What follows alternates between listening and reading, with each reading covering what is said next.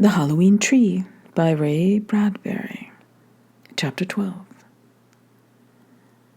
Now, the boys who landed like a downpour of bright autumn trash were in this order: Tom Skelton, dressed up in his delicious bones; Henry Hank, more or less a witch; Ralph Bengstrom, an unraveled mummy becoming more unbandaged by the minute; a ghost named George Smith; J.J., no other name needed, a very fine ape-man; Wally Babb, who said he was a gargoyle, but everyone said he looked more like Quasimodo; Fred Fryer, what else but a beggar, fresh out of a ditch; and last but not least, Hackles Nibley, who had run up a costume at the last moment by simply clapping on a white scare mask and grabbing his grandpa's harvest scythe off the garage wall. All the boys being safely landed on English earth, their billion autumn leaves fell off and blew away. They stood in the midst of a vast field of wheat. "Here, Master Nibley, I brought your scythe. Take it. Grab. Now, lie low," warned Moundshroud. "The Druid god of the dead, Samhain. Fall." They fell. For a huge scythe came skimming down out of the sky. With its great razor edge, it cut the wind. With its whistling side, it sliced clouds. It beheaded trees. It razored along the cheek of the hill. It made a clean shave of wheat. In the air, a whole blizzard of wheat fell. And with every whisk, every cut, every scythe, the sky was aswarm with shrieks and cries and screams. The scythe hissed up. The boys cowered. "Hum," grunted a large voice. "Mr. Moundshroud, is that you?" cried Tom. For towering 40 feet above them in the sky, an immense scythe in his hands, was this cowled figure. Its face in midnight fogs. The blade swung down. Hiss! "Mr. Moundshroud, let us be!" "Shut up!" Someone knocked Tom's elbow. Mr. Moundshroud lay on the earth beside him. "That's not me, that's Samhain," cried the voice in the fog. "God of the dead, I harvest thus and so. Swoosh. All those who died this year are here, and for their sins this night are turned to beasts.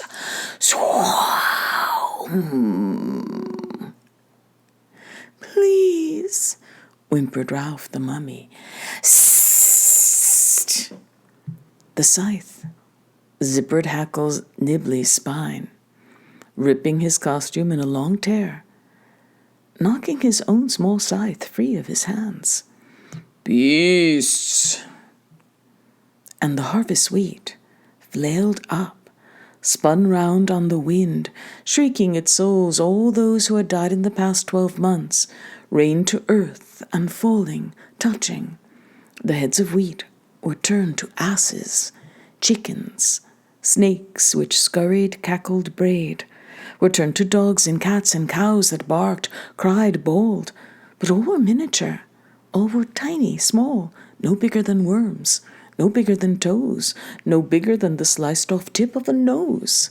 By the hundreds and thousands, the wheat heads snowed up in scatters and fell down as spiders could not shout or beg or weep for mercy, but which, soundless, raced over the grass, poured over the boys. 100 centipedes tiptoed on Ralph's spine. 200 leeches clung to Hackle Nibley's scythe, until with a nightmare gasp, he raved and shook them off. Everywhere fell black widows and tiny boa constrictors. For your sins, take that and this," bellowed the voice in the whistling sky. The scythe flashed. The wind cut. fell in bright thunders. The wheat churned and gave up 1,000,000 heads.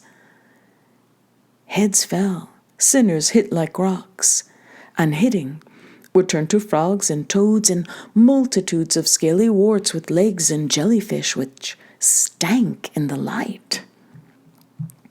"Oh, be good," prayed Tom Skelton. "Let me live," added Henry Hank.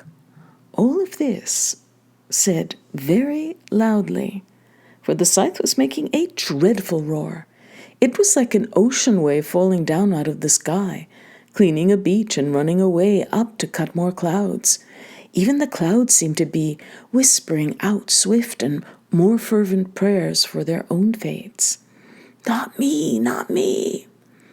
"For all the evil you ever did," said Samhain.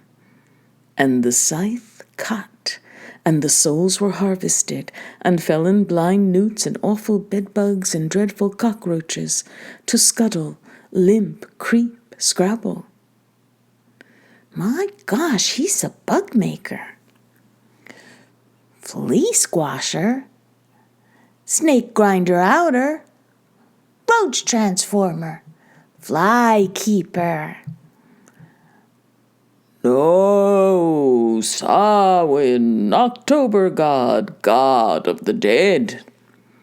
Samhain stomped a great foot, which tread 1,000 bugs in the grass, trampled 10,000 tiny soul beasts in the dust. "I think," said Tom, "it's time we—" "Ran?" suggested Ralph, not offhand. "Shall we take a vote?" The scythe hissed. Samhain boomed. "Vote? Heck," said Moundshroud. All jumped up. "You there!" thundered the voice above them. "Come back!" "No, sir, thanks," said one, and then another, and put right foot after left. "I figure," said Ralph, panting, leaping, tears on his cheeks. "I've been pretty good most of my life. I don't deserve to die."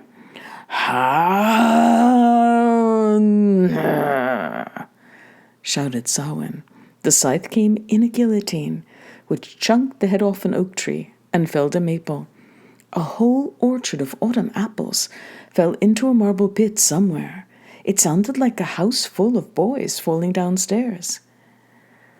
"I don't think he heard you, Ralph," said Tom. They dived. They fell among rocks and shrubs. The scythe ricocheted off the stones. Samhain gave such a yell as brought an avalanche down a small hill nearby. "Boy," said Ralph, squinched up, balled up. Feet against chest, eyes tight. "England's no place to be a sinner." Even as a final rain, a shower, a downpour of hysterical souls turned beetle, turned flea, turned stinkbud, turned daddy longlegs, scurried over the boys. "Hey, look! That dog!" A wild dog, mad with terror, raced up the rocks. And its face, its eyes, something in the eyes. "That couldn't be Pipkin," said everyone. "Pip!" shouted Tom. "Is this where we meet you? But whoom! The scythe fell, and yipping with fright, the dog bowled over, slid down the grass. "Hold on, Pipkin! We know you, we see you. Don't scare off, don't!" Tom whistled, but the dog, yarping with Pipkin's own dear, sweet, scared voice, was gone. But didn't an echo of his yip come back from the hills? "Meat, meat, meat, meat." Where? thought Tom, criminally. Where? Chapter 12. Samhain, scythe uplifted, gazed all about, happy at his games. He chuckled a most delicious chuckle, spat fiery spittle on his horny hands, clenched the scythe tighter, swung it up and froze, for somewhere, someone was singing. Somewhere near the top of a hill, in a small clump of trees, a small bonfire flickered. Men like shadows were gathered there, lifting up their arms and chanting. Samhain listened, his scythe like a great smile in his arms.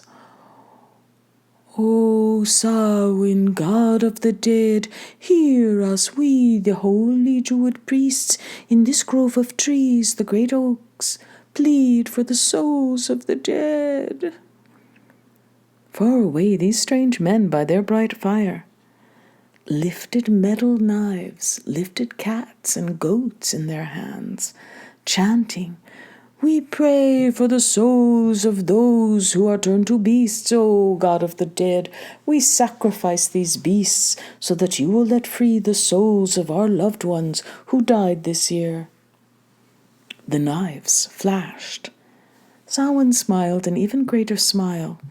The animals shrieked. All around the boys on the earth, the grass, the rocks, the trapped souls lost in spiders, locked in roaches, put away in fleas and pillbugs and centipedes, gaped and yammered, silent yammers, and twitched and roiled. Tom winced. He thought he heard a million small, very microscopic bleats of pain and release from around him, where the centipedes capered, spiders dance. "Let free, let be," prayed the Druids on the hill. The fire blazed. A sea wind roared over the meadows, brushed the rocks, touched at the spiders, rolled the pillbugs, tumbled the roaches, the tiny spiders, insects, the miniature dogs and cows fluffed away like a million snowflakes. The tiny souls trapped in insect bodies dissolved, released with a vast cavern whisper. They whistled up the sky. "To heaven!" cried the Druid priests. "Oh, free, go!" They flew. They vanished in the air with a great sigh of thanks and much gratitude. Samhain, God of the dead, shrugged and let them go. Then, just as suddenly, he stiffened, as did the hidden boys and Mr. Moundshroud, crouched in the rocks. Through a valley and across the hill ran an army of Roman soldiers, a troop on the double. Their leader ran before them, shouting, "Soldiers of Rome, destroy the pagans, destroy the unholy religion. Suetonius so orders. For Suetonius!" Samhain, in the sky, raised his scythe too late. The soldiers slammed swords and axes into the bases of the holy Druid oaks. Samhain shrieked in pain, as if the axes had chopped his knees. The holy trees groaned, whistled, and with a final chop, thundered to earth. Samhain trembled in the high air. The Druid priests, fleeing, stopped and shuddered. Trees fell. The priests chopped at the ankles, the knees fell. They were blown over like oaks in a hurricane. "No!" roared Samhain in the high air. "But yes!" cried the Romans. "Now!" The soldiers gave a final mighty blow, and Samhain, God of the dead, torn at his roots, chopped at his ankles, began to fall. The boys, staring up, leaped out of the way, for it was like a giant forest, falling all in one fall. They were shadowed by his midnight descent. The thunder of his death came before him. He was the greatest tree in all existence, ever, the tallest oak ever to plummet down and die. Down he came through the wild air, screaming, flailing to hold himself up. Samhain hit the earth. He dropped with a roar that shook the bones of the hills and snuffed the holy fires. And with Samhain cut and down and dead, the last of the Druid oaks fell with him, like wheat cut with a final scythe, his own huge scythe, a vast smile lost in the fields, dissolved into a puddle of silver, and sank into the grass. Silence, a smouldering of fires, a blowing of leaves. Instantly, the sun went down. The Druid Priests bled in the grass as the boys watched, and the Roman captain prowled the dead fires, kicking the holy ashes. "Here we shall build our temples to our gods."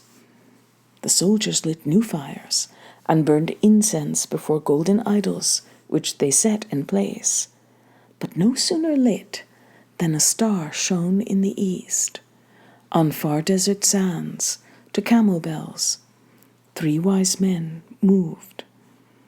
The Roman soldiers lifted their bronze shields against the glare of the star in the sky, but their shields melted. The Roman idols melted and became shapes of Mary and her son. The soldiers' armor melted, dripped, and changed. They were dressed now in the garments of priests who sang Latin before yet newer altars, even as Moundshroud crouched, squinting, weighed the scene, and whispered it to his small masked friends. "Aye, boys, see? Gods following gods. The Romans cut the Druids, their oaks, their god of the dead, bang down, and put in their own gods, eh? Now the Christians run and cut the Romans down. New altars, boys, new incense, new names." The wind blew the altar candles out. In darkness, Tom cried out. The earth shuddered and spun. Rain drenched them. "What's happening, Mr. Moundshroud? Where are we?" Moundshroud struck a flinty thumb into fire and held it up. "Why, bless me, boys, it's the Dark Ages, the longest, darkest night ever. Christ long since come and gone in the world, and—" "Where is Pipkin?" "Here!" cried a voice from the black sky. "I think I'm on a broom. It's taking me away." "Hey, me too," said Ralph, and then JJ, and then Hackles Nibley, and Wally Bab, and all the rest. There was a huge whisper, like a gigantic cat stroking its whiskers in the dark. "Brooms," muttered Moundshroud. "The gathering of the brooms, the October Broom Festival, the annual migration." "To where?" asked Tom, calling up, for everyone was making traffic on the air now, in whisking shrieks. "The broom works, of course." "Help, I'm flying," said Henry Hank. Whisk! A broom whistled him away. A great brambly cat flashed by Tom's cheek. He felt a wooden pole between his legs jump up. "Hang on," said Moundshroud. "When attacked by a broom, only one thing to do. Hold tight." "I'm holding," cried Tom, and flew away. Chapter 14. The sky was swept clean with brooms. The sky was yelled clean by boys occupying at least 8 of those brooms at once. And what with their cries of fear to cries of delight, the boys almost forgot to look or listen for Pipkin. Similarly sailed off among island clouds. "This way!" announced Pipkin. "As quick as we can," said Tom Skelton. "But Pip, it's awful hard to ride a broomstick, I find." "Funny you say that," said Henry Hank. "I agree." Everyone agreed, falling off, hanging on, climbing back. There was now such a hustle of brooms as left no room for clouds, and none for mists, and certainly none for fog or boys. There was an immense traffic jam of brooms, as if all the earth's forests gave up their branches in one boom, and fling, and scouring autumn fields, cut clean and throttled tight such cereal grains as made good sweepers, thrashers, beaters, then flew up. So here came all the backyard washline prop poles in the world. And here came with them swatches of grass, clumps of weed, brambles of bush to herd the sheep clouds, and cleanse the stars and ride the boys. Said boys, each on his own skinny mount, were deluged with beatings and cuffings of flail and wood. They were punished severely for occupying heaven. They took 100 bruises each, 12 cuts, and precisely 49 lumps. on their tender skulls. "Hey, I got a bloody nose," gasped Tom, happily, looking at the red on his fingers. "Shucks," cried Pipkin, going into a cloud, dry and coming out wet. "That's nothing. I got one eye shut, one ear bad, and lost a tooth." "Pipkin," called Tom, "don't keep telling us to meet you and then we don't know where. Where?" "In the air," said Pipkin. "Jeez," muttered Henry Hank. "There's 2,100,000,099,000,000 acres of air wrapped around the world. Which half acre does Pip mean?" "I mean," gasped Pipkin. But a whole bundle of broomsticks banged up in an akimbo dance, like a shuttle of corn sticks across his flight, or a farmland fence suddenly come antic and in frenzies. A cloud with a grand fiend face gaped its mouth. It swallowed Pipkin, broom and all, then shut its vapors tight and rumbled with Pipkin indigestion. "Kick your way out, Pipkin! Stomp him in the stomach!" someone suggested, but nothing kicked, and the cloud, satisfied, sailed on forever as bay toward eternity's dawn, ruminating over its delicious sweet boy dinner. "Meet him in the air," Tom snorted. "Good grief!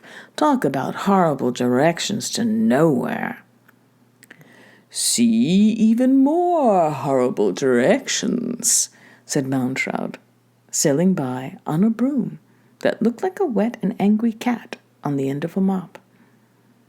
"Would you see witches, boys? Hags, crones, conjure wives, magicians, black magics, demons, devils?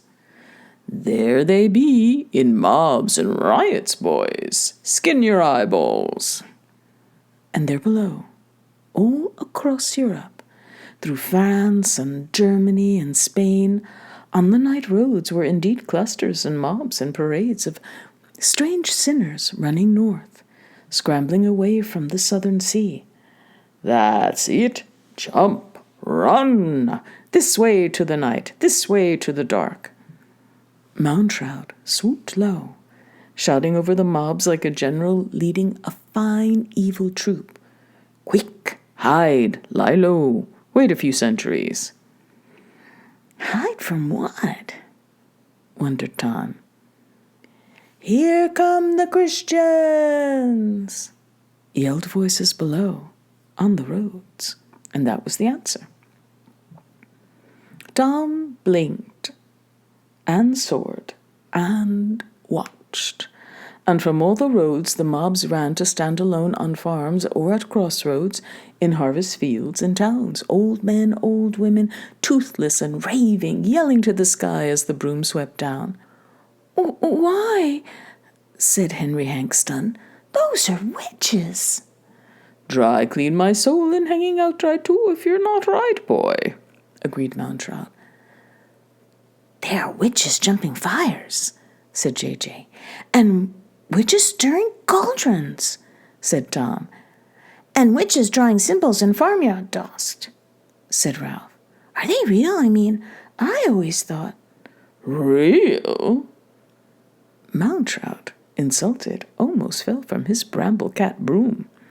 "Ye little gods and fishes, lad, every town has its resident witch. Every town hides some old Greek pagan priest, some Roman worshipper of tiny gods who ran up the roads, hid in culverts, sank in caves to escape the Christians. In every tiny village, boy, in every scrubby farm, the old religions hide out.